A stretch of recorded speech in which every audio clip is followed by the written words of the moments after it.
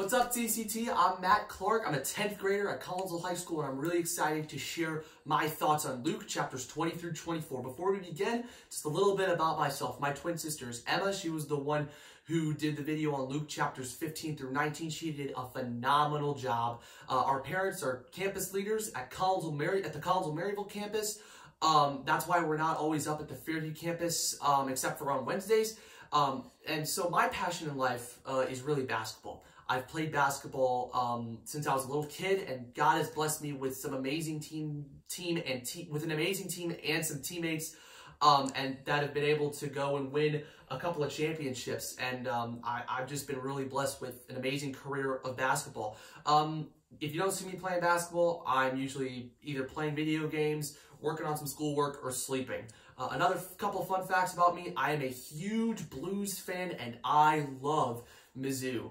So before we begin to start about the highlights and the applications, I want to talk a little bit about the overview of Luke 20 through 24. So in chapter 20, the parable of the farmer, and the religious leaders challenged Jesus in his and asked him some really tough questions. When we move into chapter 21, we hear about the widow's offering, and Jesus talks about that. He also talks about the future. In chapter 22, Jesus is betrayed by Judas, and Peter denies him 3 times. These things happen both after Jesus predicted that they would happen. In chapter 23, Jesus was brought to trial by Pontius Pilate, and the crucifixion happened. He was crucified on a cross.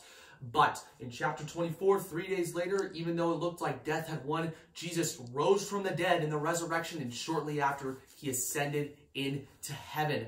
So my first highlight is the parable of the evil farmers. This is a really interesting parable. It's the last one that Jesus talks about in Luke, and he's really talking about how the religious leaders are disrespecting what God is trying to tell them through Jesus, and just ridiculing it.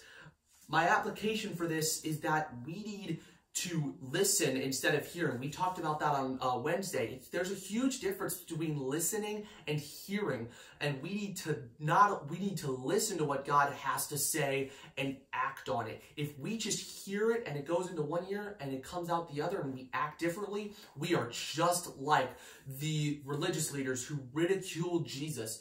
And so, you know, we might think that God doesn't know what's best for us, and these callings are not what we think will help us in life, but in the end, God knows what is best for us. My second highlight is when Peter denied Jesus. This is one of the most interesting and most famous parts of the Bible right here. My application towards it is that regardless of how close we are to Jesus, we're all going to fall short. Listen, even if we pray and worship Jesus and read the Bible every single day, we're still going to fall short and we're going to fail. But it is how we respond that is super important, and that's what counts. We can be confident. Everybody's going to turn away from Jesus at one point, but we can be confident that we can turn back, because our life and our relationship with Jesus is not dependent on if we do right or if we do wrong, if we hit the bullseye or if we miss the mark. Our relationship and foundation with Jesus is fully dependent on his life, death, and resurrection. And that's why Jesus wants us to turn back to him. My last highlight is the resurrection. Jesus' big bang, what I like to call his best moment, his best play. My application for this is that we're coming up on Easter.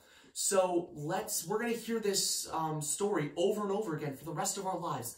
Let's not minimize this event. It is so important. This is why, as Christians, we have hope, because Jesus defeated evil and death. And we got to tell people this, because it's great. What Jesus did was awesome. I'll leave you with this, CCT. No matter how great things are going, no matter how bad things might seem that they're becoming, no matter how much this terrible virus is strapping us of our lives, we can be confident with this story that God always prevails. God bless everybody. Thank you so much.